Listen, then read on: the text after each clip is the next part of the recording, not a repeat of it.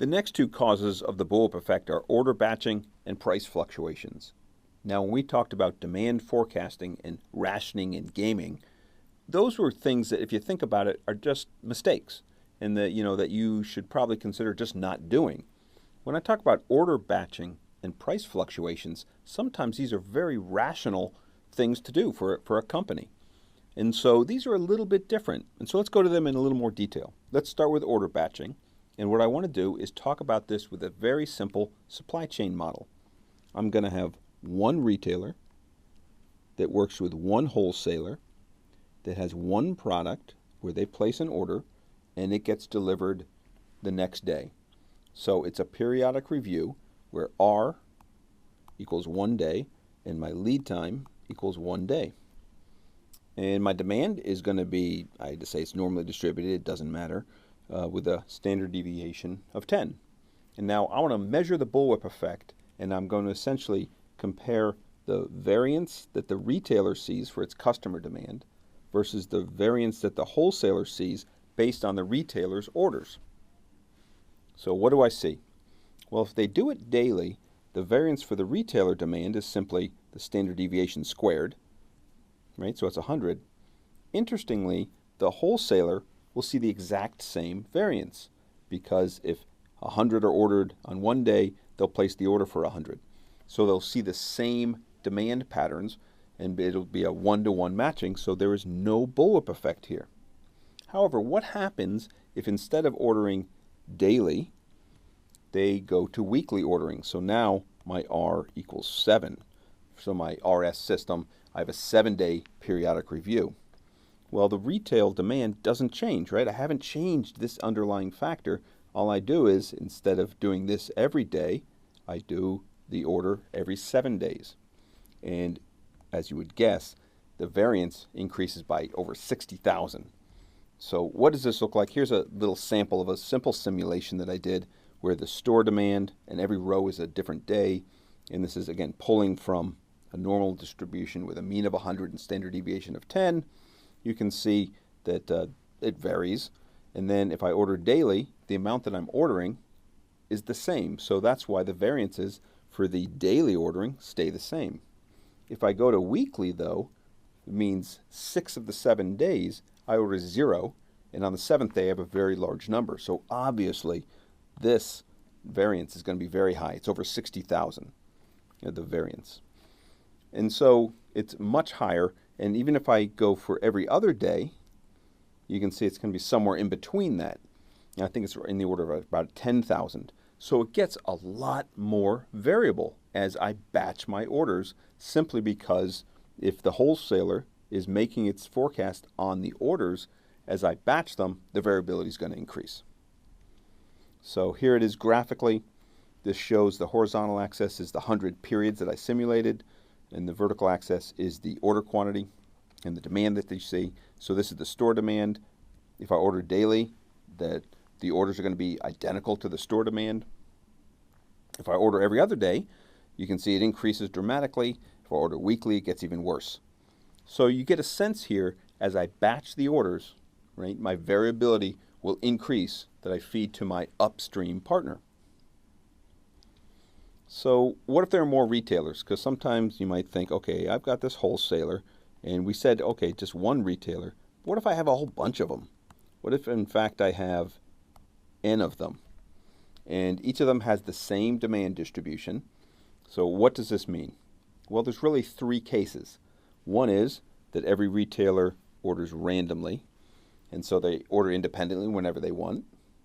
The second is they all order on the exact same day. So let's say this is weekly and they all order on Mondays. And then the third is that it's balanced. So I take all the stores, divide it by 7, and every day has a 1/7 or an equal share of all the store demands. So that's balanced across. Now, as you would expect, if I look at the comparison, erase that, comparison of the variances, the worst one would be the correlated, when everyone orders on the same day, right? Because that'll just be a huge peak. The best is obviously going to be, or the lowest is going to be the variance in the stores times N, the number of stores that I have. Now, if I balance it, if I make it perfectly balanced, then this can actually be equal. So, and the random one is somewhere in the middle because it depends on if I'm how correlated I am on this end versus how random I am on the other end. Now, question you want to ask yourself is, what do you think happens in practice? Interestingly, a lot of systems drive themselves to be very correlated. Why? Well, if every retail store had their own decisions, they would want to be replenished right before a weekend and right after a weekend. And so they'd want a Friday and a Monday, or maybe a Thursday and a Monday, because they get replenished for the weekend demand if it's a restaurant or a retail store, and then they get to recover after the weekend. But if every store does that, then it's highly correlated. That's why you see the peak demands.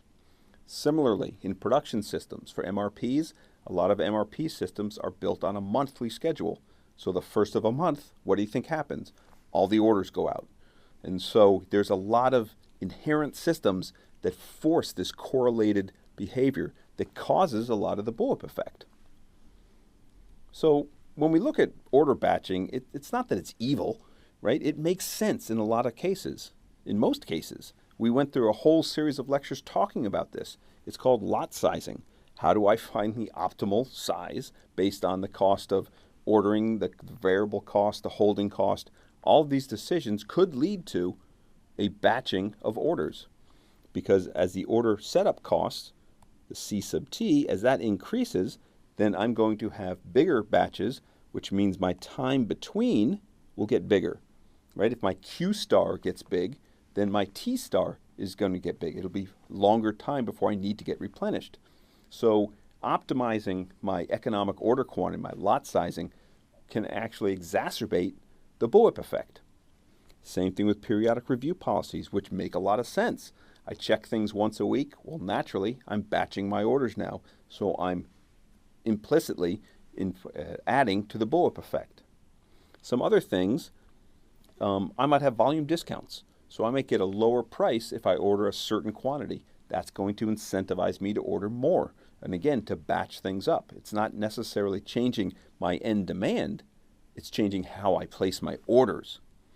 Same thing with minimum order quantities, MOQs. Sometimes for consumer packaged goods, you got to order a full truckload, for example, because it's a lot cheaper. And so if I'm limited in transportation modes, then if all I've got is a truckload, I'm going to order a truckload. And so you have a lot of these incentives that the manufacturer is even making to the retailer. So you have some things that are self-inflicted. And one of the worst ones, or the most common ones, is the idea of forward buying. This is where you as a manufacturer or a supplier incentivize your customer to buy their product in advance of when they need it. So this is commonly called promotions, right? If I have a promotion, I'm reducing my price, and I'm hoping that people will buy more.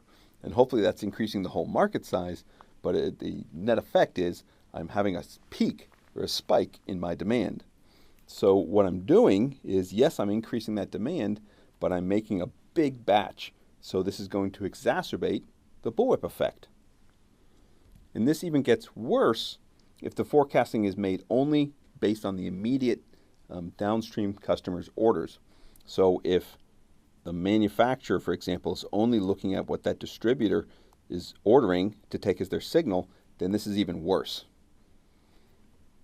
Okay, so we went over the 4 main causes: demand forecasting, rationing and gaming, order batching, and price fluctuation.